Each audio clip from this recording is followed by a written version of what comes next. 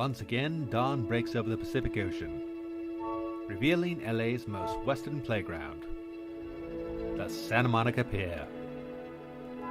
For over 100 years, the pier has stood as one of the iconic structures of greater Los Angeles, and quite frankly, it's kind of a tourist trap.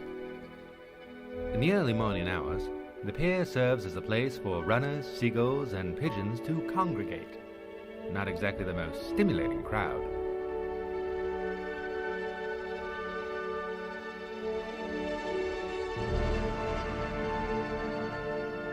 However, to say there's nothing culturally significant about the pier would be quite foolish. Certainly, this playground by the sea must have something to offer. Otherwise, it would have long ago turned to driftwood, much like the dozens of other piers that once stretched across the winding California coastline. It would only now exist as a faded memory, like a postcard from so long ago.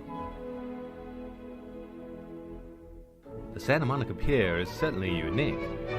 In fact, it's actually two piers in one. There's the long, narrow pier which stretches from the bluffs and extends out into the Pacific Ocean. Then there's the shorter, stubbier half filled with food, rides, and games.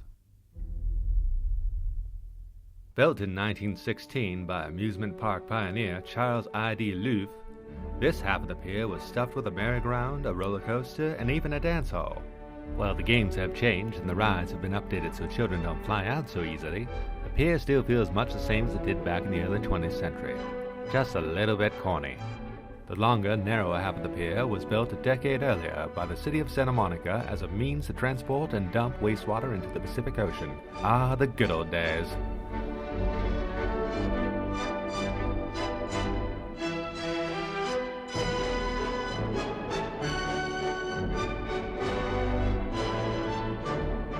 By the mid-afternoon, things begin to really pick up at the Santa Monica Pier.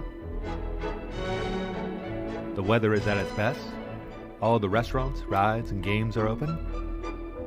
And even some added attractions arrive to entertain everyone.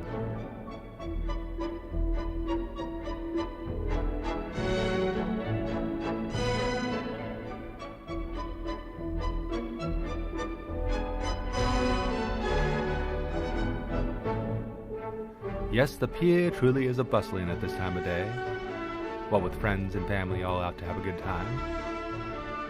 Indeed, there's something corny for everyone. Why, what do we have here?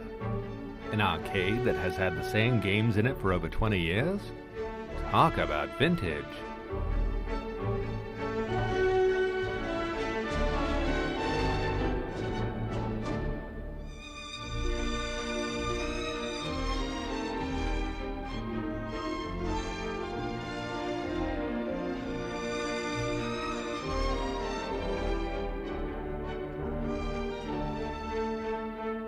And just because it's the end of the road doesn't mean it's the end of your fun. Why, you can take an exhilarating 35-mile-per-hour ride on the roller coaster.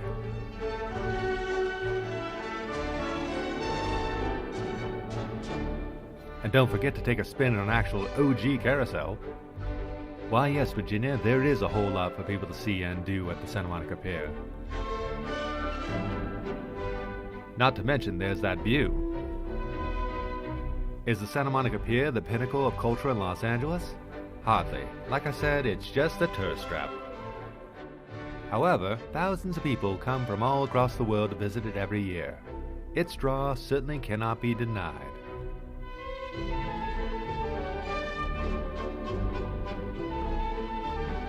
And indeed, there's something to be said about spending the day goofing around with good friends with the pier as your playground.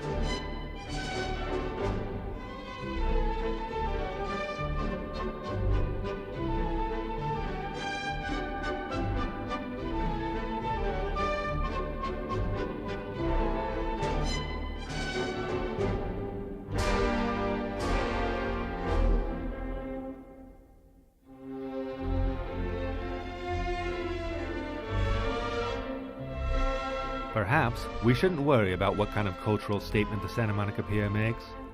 Maybe we should just enjoy it for what it is.